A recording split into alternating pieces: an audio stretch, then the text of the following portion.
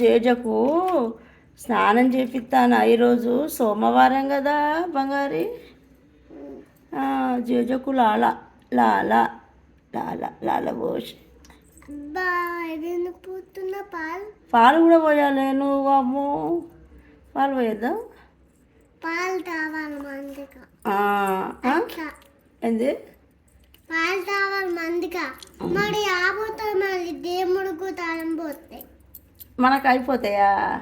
మనం కాపోతాయి. నాకు పాలు లేకుతా ఇక పోతారా? ఏంది? దేవుడికి వస్తాడు.